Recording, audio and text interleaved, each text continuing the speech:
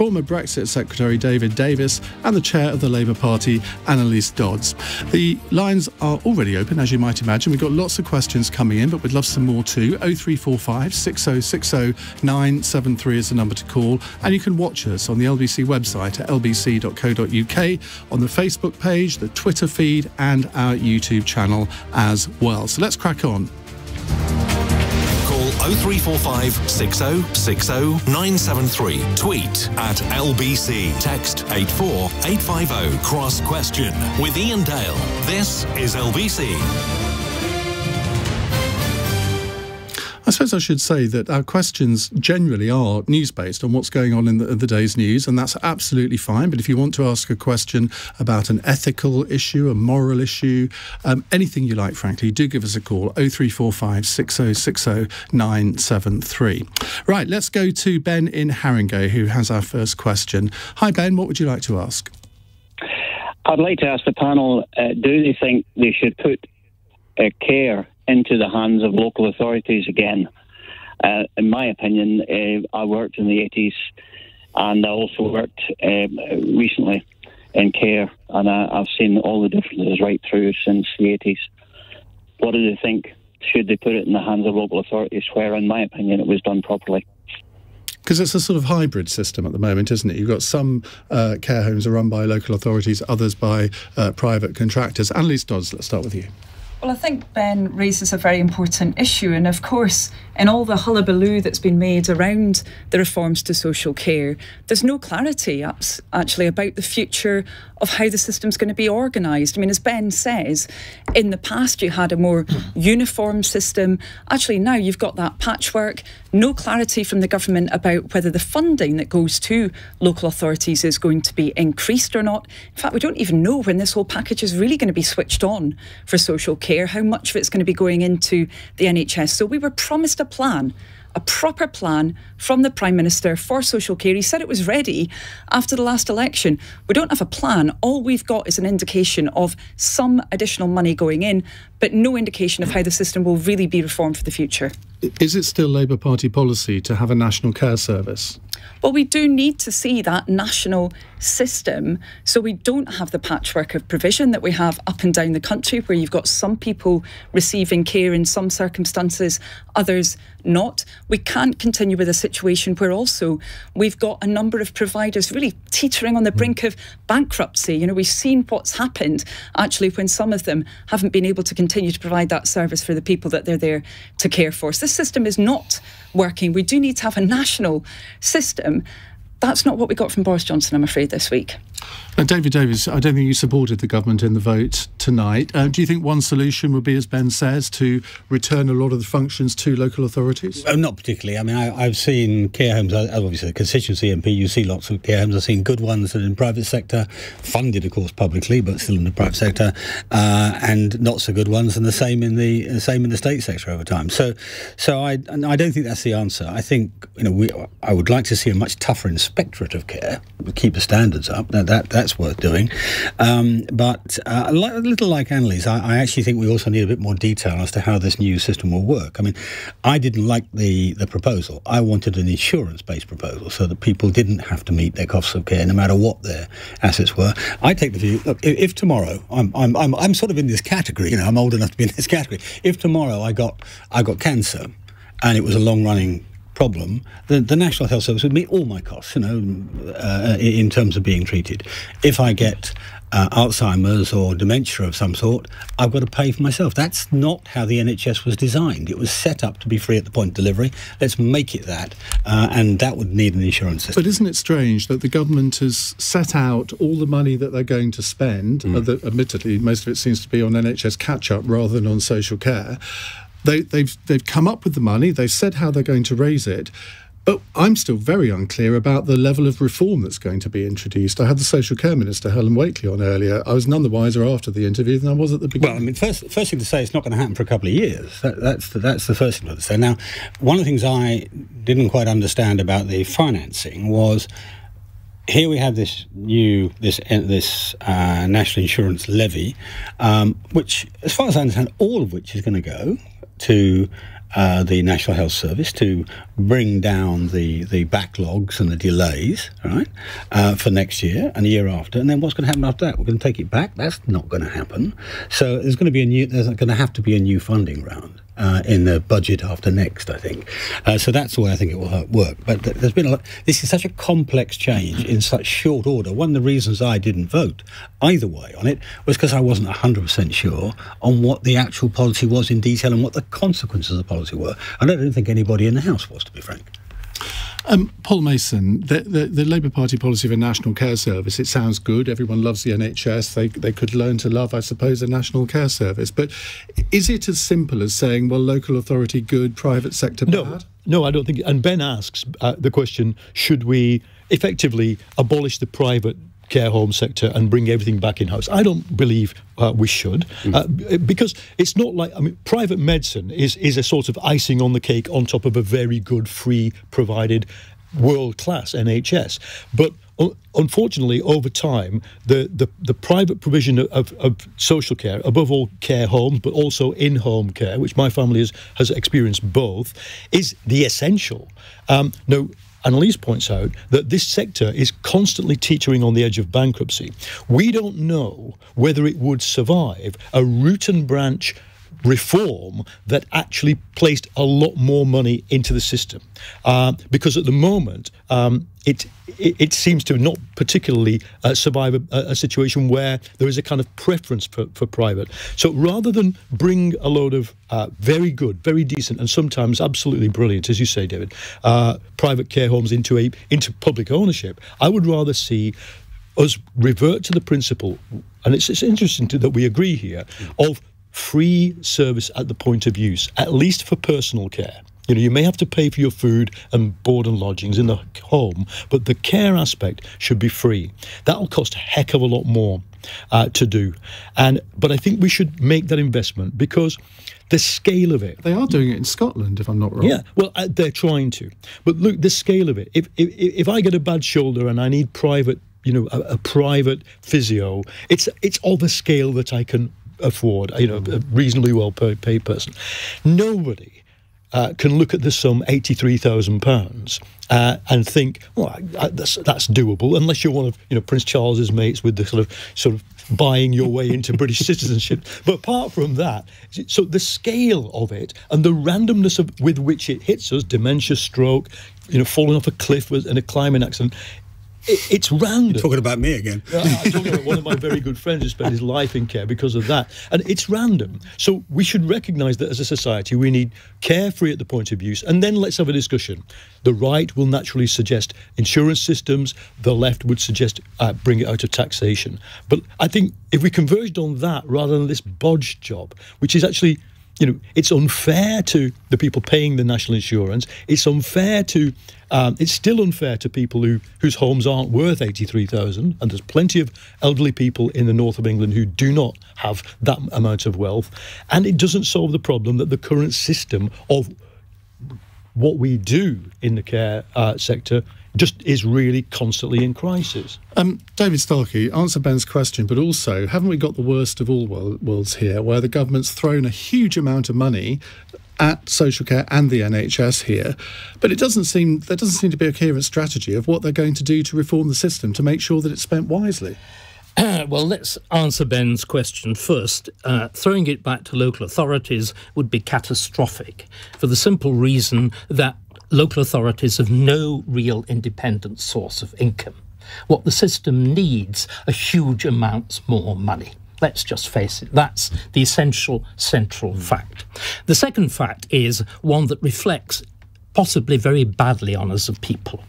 We, the British, do not want to look after our elderly relatives. On the other hand, we want to inherit their houses. So we suffer from an act of gross national hypocrisy on this subject. The question is, how do we then solve that problem? I think all this chatter about the wonderful NHS is frankly silly. The NHS rates very badly on international comparisons. Some, but not others. No. The international comparison says that the NHS is absolutely wonderful for equity of outcome. It is absolutely terrible for keeping you alive. If you look at our no, it's true. You look at our records on cancer, you look at our records on heart disease, they're amongst the lowest in Europe against comparator countries. I have a lot of experience of the NHS because I was born with club feet, and I spent, in other words, right at the beginning. Let me tell you how a free at the point of consumption system works. It works by queuing. When I was a boy, in order to see, this is in the glory days of the NHS, Bevan was still Health Secretary. I'm so ancient. And how were appointments managed? Everybody was invited at 9 o'clock in the morning because your time was of no value and the consultants was of absolute value. Now, well, we're getting slightly off the subject. But then I'm just pointing out that if we were to create an ambitious national care system, it would have to be rationed somehow. It would be rationed effectively by queuing. You'd come up with all sorts of reasons why this person wasn't able to go in or the other. We need something modest. We need a national system of very basic care.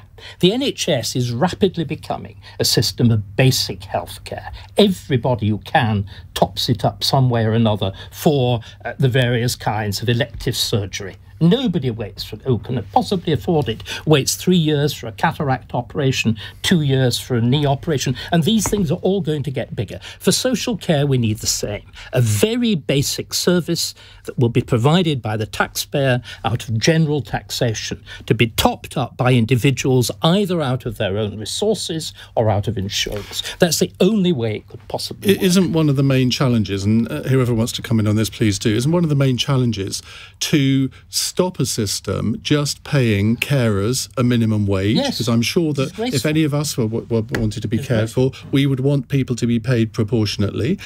Isn't it time that the system of clocking in when you see a patient and then clocking out when you go and you don't get paid for your travel time, isn't it time that went? Isn't it time that care workers were paid for their travel time? It is an outrage, in my view. I'm sorry, I'm sort of giving my own opinions here, which is not my role. But Anneliese, I mean, this is a system that has been in place for a long time, and surely now is the time to get to grips with that. Well, I couldn't agree with you more, and that's why we said to Boris Johnson, in fact, as the Labour Party, we wanted to have that negotiation with the government when they promised that negotiation about having a cross-party approach to social care. And we said the first element that we wanted to focus on was indeed those terms and conditions for social care workers. What we have with this plan, I'm afraid, is a system where those social care workers won't see their terms and conditions changed, it appears, at all, with all the implications that for them, but also the service that they provide. And they'll just be paying more tax for this system. That's going to be the outcome of it. And there's an upcoming problem when we look at this. Social care workers work long hours. They work sometimes draconian conditions, like you say, the 15-minute, a timed appointment, not being paid for travel time. We're now in a situation where everybody you talk to, especially in the booming cities of Britain, you know, and London being one of them. Whether you've just opened a bijou delicatessen, whether you reopened your pub, whether you're trying to get just, you know, basic entry-level workers in, nobody can find any. Now, here's the problem. The pub can put the price of a pint up. The care home can't put up the price because it's not market driven. In other words, if it were market driven, I'm not in favour of market driven. I had a caller last night who said in April his care home fees, and he was calling from his care home, went up from £1,000 a week to £1,800 a week. So they can put their prices. They can, but they recharge it to the local authority. Well, yeah, but that, you know. Supply of money is not elastic there. That is in the end. But Boris Johnson has just engineered through Parliament this extra, something like 5 billion, not 32. 5.7. Yeah. Sorry, 5.4. Is all you're going to get. And the rest is going to come from people's savings. And so what I'm saying is that I think we could be facing, in short order, a care home staffing crisis. OK, well, we've got a related question to this in a moment. So let's take a short break. It's 17 minutes past 8.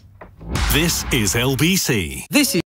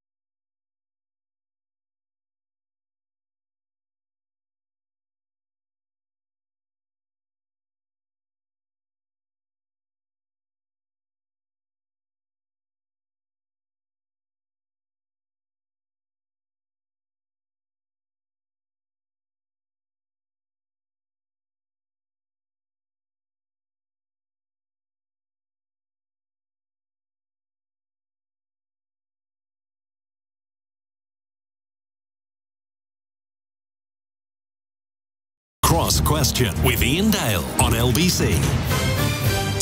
8:20, David Davis, David Starkey, Paul Mason and Anneliese Dodds with me answering your questions. 0345 6060 973. Hassan is in Slough. Hello, Hassan. Hi, evening, Ian. Hello, panel. Hi. I think Boris Johnson was brave to go against a fundamental bedrock of conservatism in terms of taxation. So the question to the panel is, do you believe he was right or wrong to raise taxes for the NHS and social care? And question for Anneliese Dodds is, what would Labour... We have questions for the whole panel, not to individuals. Sure. David Starkey. No, I don't think he was. National insurance is a very funny tax indeed. It's automatically regressive. That is to say, proportionately, the poorer you are, the more you pay.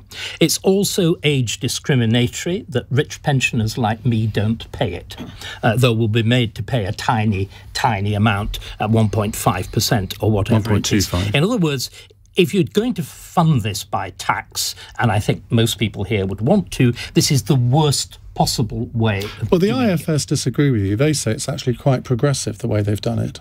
I don't think that's... We're not allowed to disagree with the IFS, are we? Well, OK, in that case, I'd love to... Right, may I be, as a good evidence-based historian, I will wait until I've seen their calculations. But if you actually look at how national insurance works, it will be astonishing. The other great problem with national insurance, it's also a tax on employment. Yeah.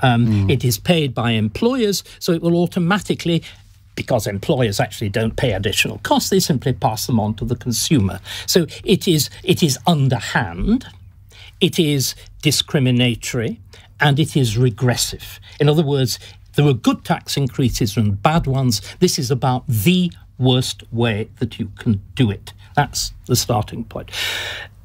Therefore, we've got to ask, what would be a better way of doing it? I think, again, all this is lying politics. It's pretending to do something and not doing something. We all know this is both parties, by the way, are guilty of disgraceful behaviour on this. It was the Labour Party that destroyed Theresa May with the death tax. It's as simple as that. I think she did a good job herself. She did a good job herself, but the Labour Party weaponised it, and quite deliberately so. The Tories did the reverse when it was tried before under Labour. So both parties are guilty. What we need is an honest statement of what we can actually afford. We can afford relatively little. So we've got to provide a basic service. I'm afraid that is all we will provide. A basic service that people will have to top up out of that inheritance from Gaga Granny that they're dying to get their hands on. And I'm sorry, unless insurance companies will step into the breach, there's no other way.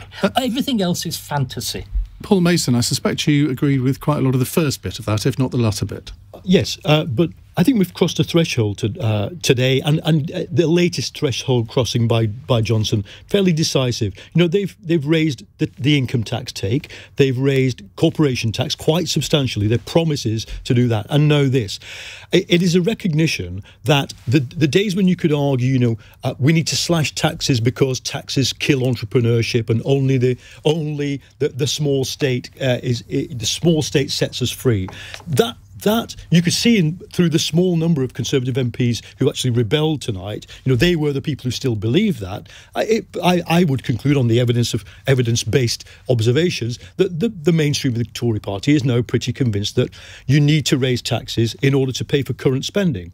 The other big argument we're going to have as a society is how much do we have to borrow to sort out climate change? But in answer to Hassan's question, it's right to raise taxes to solve social injustice. The problem is, what tax do you raise? NI or NI-like taxes, as you say, David, are regressive. Johnson ruled out income tax. For a strange reason, actually. He ruled out the suggestion I would want, which is a free at the point of use service. But I think we are going to, and not just because of this, but just because of pure demographic ageing and the way wealth is held and stored, we're going to have to start thinking about wealth taxes. It's not just the left who think this. You know, the IMF and the World Bank have been warning us for since the financial crisis that the income side of society isn't going to be enough to support the kind of state you need with an ageing population. So I think wealth taxes are the future. They're going to be difficult to do, hard to sell, but yeah, I support them. Okay. David Davis? Well, first thing to remember, let's pick up Paul's point on tax and growth. Right? We are going into, in the next couple of years, we're going to a position where we're going to be taxing the country more than at any time since Attlee.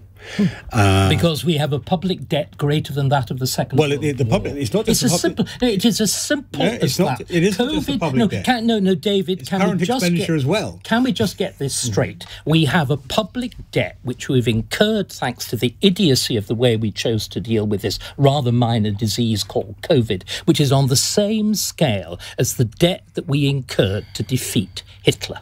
Now, can everybody just pause and think of how that constrains politics? Can you just pause and let David answer the question? Yeah, I'll come back and answer that question in a minute. But providing he takes that into account. Okay. Well, I'll come back and answer that question in a minute, because I think there is an issue. Well, we might come on to that subject in the next question. So but to come back to the issue of tax. Now, what that means is you've got to be very careful which taxes you pick. Some different taxes have different impacts on growth. You heard David talking about, by the way, I think David's right and the IFS is wrong on the regressive nature of national insurance. One of the reasons I was concerned about national insurance rather than income tax or consumption tax, those are two easy ones to do, is because its impact on employment. It's massive impact on employment. It's massive impact on growth.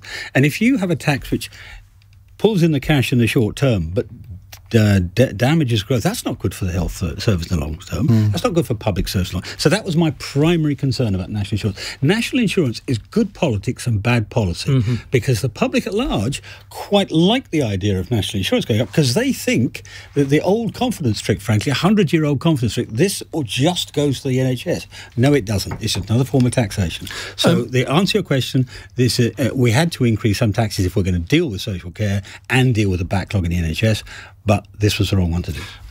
Anneliese Dodds, I have yet to hear from Keir Starmer or indeed anybody on the Labour front bench to say, OK, we don't like the NI rise, we voted against it today. But so far, no one has said, but this is what we would do.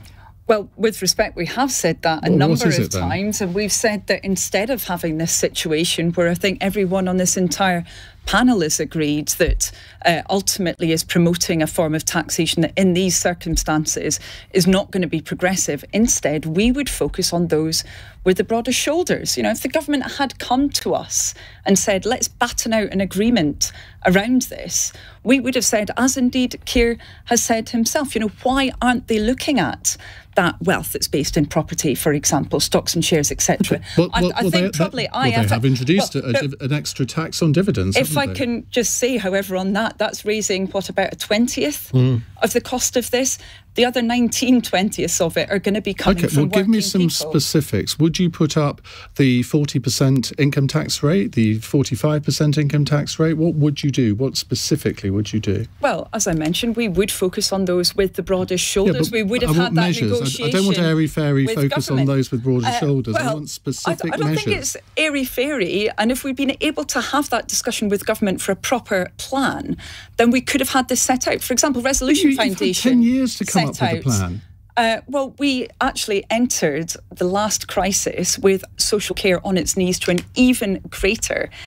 What did it do? It meant for the first time people earning ordinary incomes had to pay income tax. The only way a welfare state can be maintained. Well, on that subject, if I may, I won't be lectured by somebody who suggested that currently the government debt is this current size that it is because of the COVID period, when actually it had spiralled from 1.2 trillion, was it, in 2010, then up to 1.8 under Conservative-led governments before the crisis. Yes, it's pushed up to 2 trillion since, but I don't view the COVID crisis as the only reason why we have this debt. So I won't be lectured on economic issues by somebody who doesn't understand what has even driven the growth in the UK's debt over the last few years. I'm going to give you a final opportunity to give me two taxes that you would put up, two specific taxes to pay for what happened yesterday. Well, why, for example, is the government not looking at capital gains? That's an area where we actually saw Lawson himself obviously making change, a Conservative Chancellor. We've seen no indication that that area would be looked at. So what would you put that up to? Well, look, you've seen those recommendations from Resolution Foundation and others. I'm not going to be dreaming something up on the back of a cigarette packet. That's what this government seems to have done with these proposals, rather than having the thorough plan that it needed to have for final quick comment. Me and you, Anneliese, both campaigned in 2019 for a Labour manifesto that was really clear that you can probably raise about 9 billion a year by raising capital gains tax up to the same percentage level as income tax, and likewise another 9 billion if you do the same with taxes on dividends. So that then accounting for tax avoidance, tax evasion, behavioural change, you can get that down to about 14 billion. So that was Labour's proposal. My frustration with Labour at the moment is that that is our policy. It was passed at an NEC. You know, I know it's a bit dweeby, but it was passed. And I can't understand why the Front Branch hasn't simply said, well, we have a policy, we campaign for it. It might have to be tweaked and changed because, of course, 2 trillion is not nothing in terms of debt. But you can but it's what most other developed countries are. Most other countries are in the same position. But, that's not the problem. The issue is I would tax capital gains and I would tax dividends to the same level as income tax, and that would probably sort out this particular problem. Right, we need to move on. Thank you very much indeed for that. Daniel in London is listening. He says, David Starkey, this is the best thing to happen to me. Iain Dale and David Starkey, my dream team. What a sad life you must lead, Daniel. I think he's the person I'm having dinner with. He says, David's writings were the catalyst for my love affair with Elizabeth I. I'd die if you got me a shout out from the Starkey. Go on. Hello. Nice. How original. I'm feeling in a really original mood. All this political discussion kills the brain. It's 8:33 on Cross Question. Demonstrations in Kabul and other provinces. Earlier, ministers said women would not be allowed to play cricket anymore, saying playing sport was not necessary for women. And British teenager Emma Raducanu is through to the semi-finals of the US Tennis Open after beating Olympic champion Belinda Bencic 6-3, 6-4. The 18-year-old is yet to drop a set in the tournament and is the first qualifier to reach this stage in the US. LBC weather: showers across much of the mainland tonight, some heavy with thunder, a low of 14 degrees. This is LBC.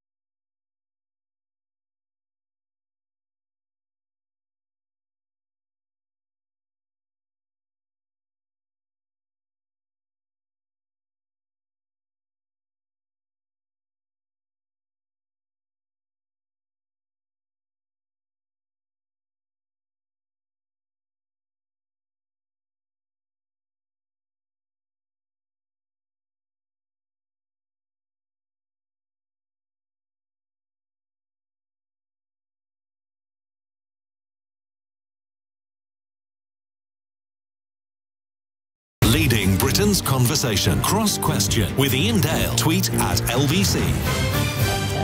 8:37, with me in the studio, Labour Party Chair Anneliese Dodds, David Davis, the former Brexit Secretary, the historian Dr. David Starkey, and broadcaster and author Paul Mason. His new book is out. It's been out for a couple of weeks. It's called How to Stop Fascism. In the bestseller charts? I have no idea. Oh, you look every day at your Amazon ranking, don't you? Right, let's go to your next question. It's Shuvik in Eltham. Hello, Shuvik. Hello, Ian. Hi.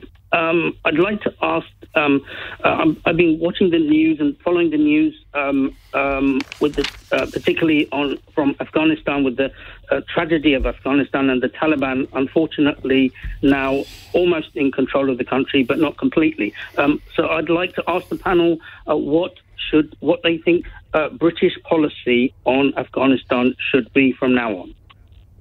David Davis. Well, it's been a disaster for the last 20 years, bluntly. So, I mean, not just British. I mean, Western policy ended in a capitulation. Remember, it wasn't a defeat, it was a capitulation. It was an abandonment.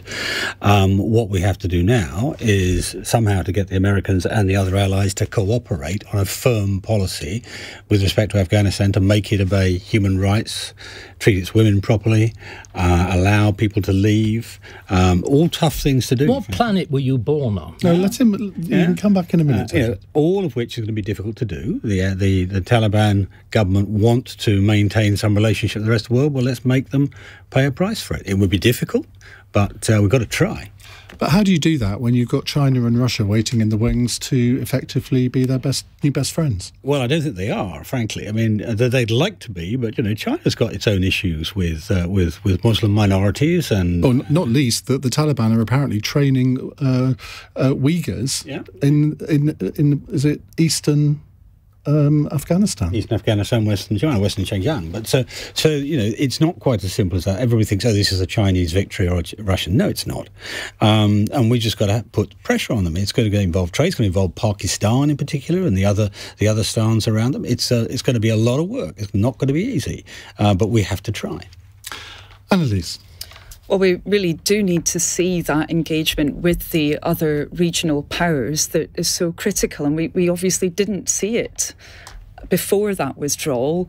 I agree with what David said about the chaotic nature of it. I mean, as with every MP, and I'm sure it's been the same for you, David, we've seen the really appalling situation. And in fact, as we all know, unfortunately, at the same time as our forces were told that they couldn't have any leave, he'd actually decided to go on holiday. I'm not going to kind of dwell on that too much, but we need to learn. Have you had a holiday this summer?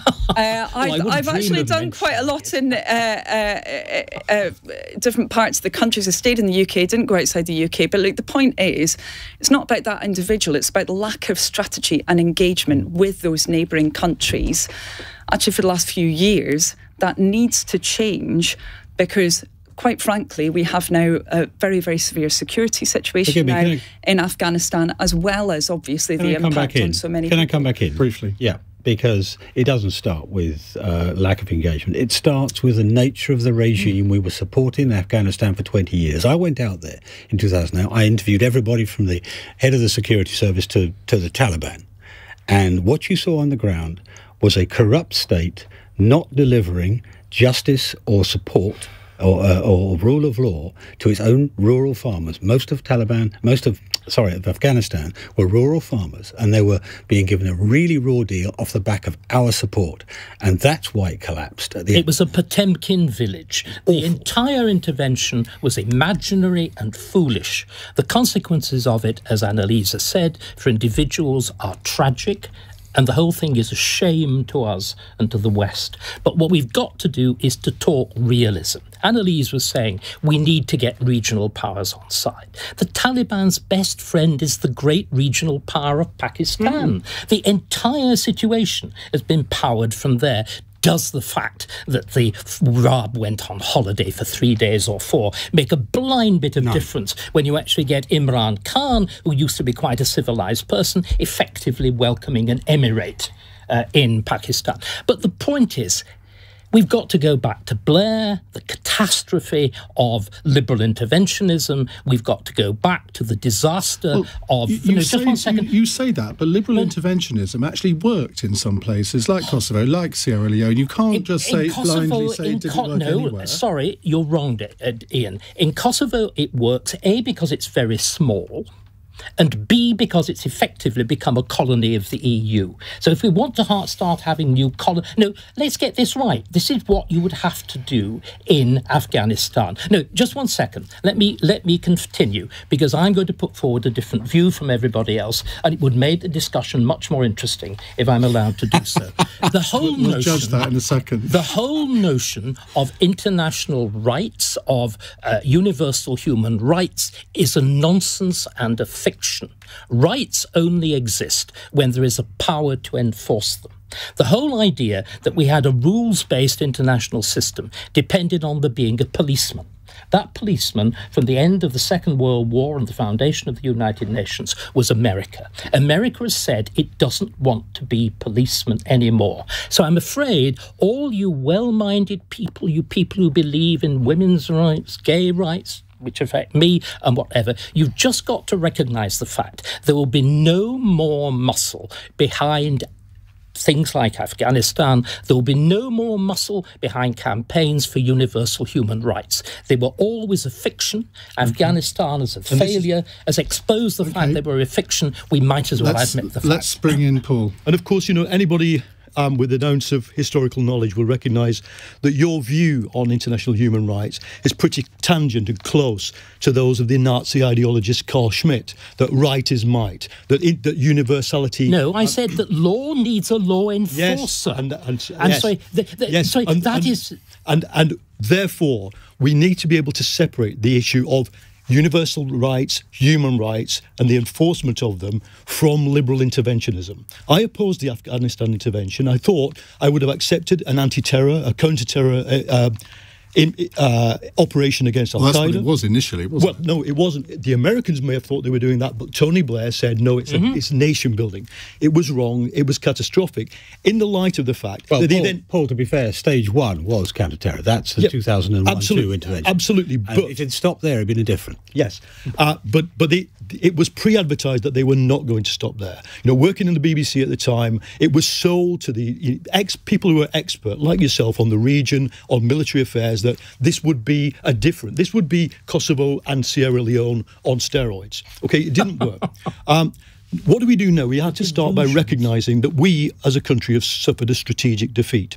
America's defeat has been less than ours, in the sense that our entire military, our military procurement, or our diplomatic stance in the world is entirely premised on the idea that America has always got our back. Our 800 soldiers in Estonia are there as speed bumps until the Americans arrive, in case the Russians come in.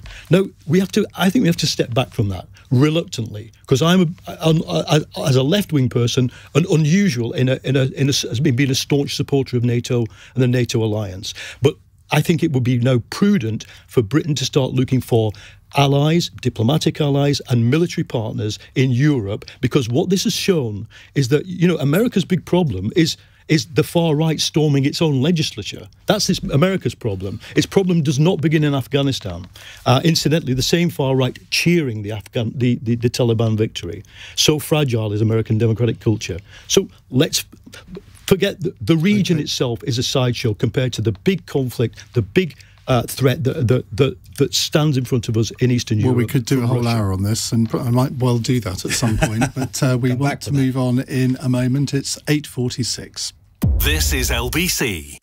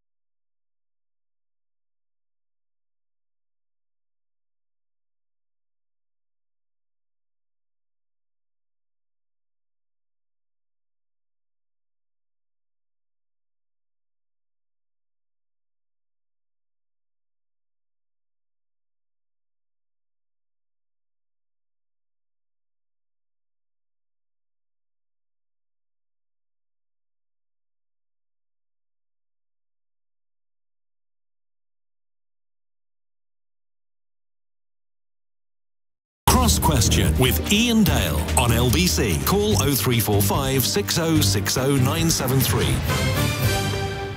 10 to 9 here on LBC. Anneliese, Dodds, David Davis, David Starkey and Paul Mason with me answering your questions, calls or texts. Maureen in Glasgow has texted this. We're constantly told an HGV driver shortage is the cause of food shortages and that people should retrain. Would the panel want to be an HGV driver, and isn't the real cause Brexit, David Davis? Well, no, the real cause isn't Brexit. Brexit's had an effect in the sense of our own bad bureaucracy at the border. But the big effect, the whole series of effects. You've got COVID impact on training. That's cost 30,000 drivers in its own right. You've got IR35. You've got people leaving because of COVID and not coming back to go to Eastern European. Remember, 80% of our drivers came from abroad. 80%? 80% of the long-distance drivers came from abroad. So all these things came together, and what's going to happen? You're going to have to retrain, you have to pay more. I'm afraid that's going to happen. Is this issue going to come again? And it'll be resolved, but it'll take time. David Starkey. No, I wouldn't want to be an HGV driver, but I'm sure many people would if you increase the amount of money they are paid. It really is as simple as that. I mean, David Davis is that astonishing figure that 80% of our drivers, this of course follows the gross immigration from Eastern Europe in the late 1990s, were foreigners. Now, think what that means. It means that we have been subsidising ourselves out of cheap imported labour. What Brexit has done is stop having cheap imported labour. The consequences will have to be wage rises. Wage rises can only be paid for, however, out of increased prices on the one hand or productivity on the other. And what we should be doing now, rather than having lots of party chatter about where Dominic Raab spent his holidays, we should be addressing these absolutely fundamental questions. How do we pay for these things? And one of these fundamental questions, Anneliese, is if, as, and we were saying in the break, or I was saying, isn't it odd that people on the right now are saying that wages should be lifted? But if they are, in this sector and others, that could cause wage inflation. We've had the Bank of England governor today warning about inflation. I know Paul might have a view on this, having been an economics correspondent, but what do you think the cause of this shortage is, and can you see yourself driving an HGV? Well, actually, funnily enough, my dad sat the test to become an HGV driver. He went all the way up all of the gears, I think 18 of them, went all the way back down, and then the tester said, right, I was going to ask you to go down the gears now, you failed. So I'm afraid my dad did attempt to become an HGV driver. Well, indeed, but I think actually when it comes to inflation, actually when we look at the last 10 years, we've seen pretty stagnant wage growth in the UK, much slower than in many other countries. So I wouldn't really view that as driving. It's called. Well, no, I think there's a number of reasons. Say that the next time you sit in a hospital ward with a Nigerian nurse or a Greek nurse, as I did in my most recent hospital visit. Just have the courage to say it into their faces, cheap foreign labour. And see how it feels. I'm not insulting them. I'm sorry, that's the way you said it, and that's how you mean it. No, it's not. No, sorry, I don't need you. To the racist people. Come on. Sorry, that is just sorry, Anneliese was trying to answer. No, I'm not going to go there. Anneliese, you were trying to answer a question and you were interrupted. Well, I think actually the drivers of that really poor wage growth have been, the lack of mechanisms that we've seen in other countries to actually make sure that people's wages are increased. We haven't seen the drive towards that minimum wage of £10, for example, that Labour said that we need to see. We've seen the stripping away of many of those collective mechanisms that would have enabled people's wages to be growing more in line with costs. But actually, what do we need to see now? We need to see the situation not getting any worse. And if there's no veterinary agreement with the EU, which of course the UK government promised it would get, by October, we will have an even worse situation than what we've got at the moment. We should not see the government currently doing what it is doing, stripping down safety standards and saying, oh, well, we can just get these HGV drivers to work longer. All that's going to do is put people off actually going into the industry in the first place. So I think there is a lot that can be done. And unfortunately, the government now seems to be pushing things in the wrong direction rather than the right one. Well, they've announced today that they're going to not have quite as long a gap between the different stages of the test. So that should speed things up, I suppose, to an extent. But in the end, Paul, this is not... the government can sort of tweak the system a little bit, but in the end, it's for the industry to sort this out, isn't it? Look, it wasn't immigration that caused the wages share of the British economy to decline over the last 40 years. It was the choice by those in power, Labour and Tory, to run a free market economy in which it's a race to the bottom. It's that. Now, of course, we can say, you can tut all you want, and of course, this economy, this free market economy, was designed by your double firsts at Oxford, your mates, David, in the British social elite, and my family and the community I come from. Do you know where the hell I came from? Listen to me. I'm sorry. It is intolerable. My family and the family I come when you're from supposed to be giving. have seen their Stop him. Because he's seen their community and their living standards decline over decades. And immigration had nothing to do with it. Nothing primarily to do with it. Absolutely. No. Then why is it suddenly reversed? Okay. Listen. Here's what we reverse. Ian, the declining wage share of the economy. That's what we need to reverse. You have 20 seconds, then I want to move on to another question. You, Paul, have slighted me. You have referred... You have personalised things when we were trying to have a serious debate. I'm sorry, you're tutoring in the background about the low educational... You've invoked if this continues, I'm just going to go on. Okay, I'm going to move on to the next question. David, please. I'm going to go on to a question from Chris in Stubbington, who says, can we believe Nadeem Zahawi when he says there will be no lockdown in October? Paul? No. Although I think that the chances of it are slight. The fact is, when students go back to college and when children go back to school, as they have done, there might need to be more lockdowns. But thank goodness we've got the vaccine. The vaccine works. So let's say that to all those anti-vaxxers out there, all the people invading the BBC. The vaccine works, and it should be less and shorter and perhaps more tiered. But nobody looking at the scale of this pandemic can think it's over. And that's why we need continued government support, continued borrowing, and continued support for our fantastic NHS workers who are on the front line of dealing with it. Anneliese? Yeah, I mean, we've seen a very, very difficult summer for the NHS already, and it does look likely that we will have an even more intense winter crisis than those that we've become used to, unfortunately, over recent years. Whether that leads to additional restrictions being imposed or it just leads to even longer waiting lists than the record-breaking 5.5 million people that we have currently waiting for treatment, we'll have to see. But really, now is the time when the government has got to be preparing. We can see that we're going to have an increase in, not just obviously the COVID situation, but also flu. We don't seem to be readily prepared for that yet. We don't seem to have details of the booster programme yet for COVID. Also norovirus, of course. There doesn't seem to be a plan now for what every GP, doctor, nurse tells me is coming right down the line at us at a rate of knots. And really now is the time to prepare for this winter. So do you think there could be a lockdown? Well, I think it's possible because, unfortunately, we've seen a situation where our country has not been sufficiently prepared. We haven't had those measures in place that we need. As I said, we don't have clarity now around the booster. We don't know, for example, whether we're going to see the flu vaccination programme being delivered at the same time as an additional booster, how they're going to work in relation to each other. This planning needs to be done urgently. David Starkey, is it wise for a government minister like Nadeem Zahawi? He's the vaccines minister. He says there will be no lockdown in October. He can't know that, can he? No, he can't. On the other hand, he's got to say it, doesn't he? Well, no, he could say, I don't know. I think a thing called confidence. I mean, let's again try and address bigger, broader questions of principle. I think the whole notion of lockdown was fundamentally wrong. I don't think it had much effect. I mean, look at Sweden. In other words, our figures are very similar, our death figures and whatever are very similar to that. I think lockdown is wrong in principle in a free society. It was founded on juju. It's not the science. Sage was simply mouthing uncertain statistics and draping them in science. There is one science in all of this, and it's what Anneliese was talking about. It's the science of vaccination. And this is, I'm normally a libertarian.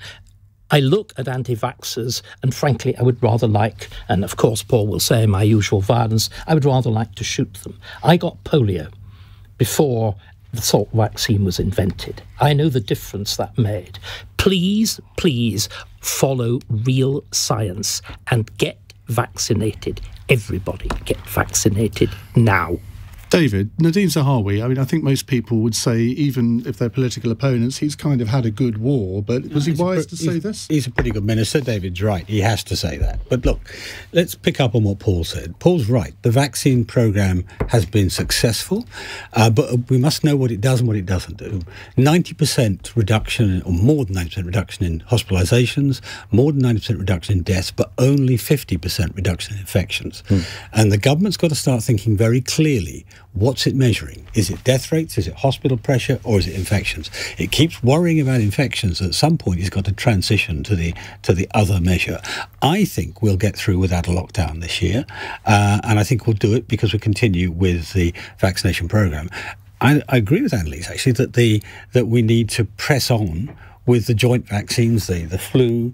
I still think we should go for the third round of vaccinations, despite what JCVI say. And we have to look at the rise of other infections that we've been protected from by isolation.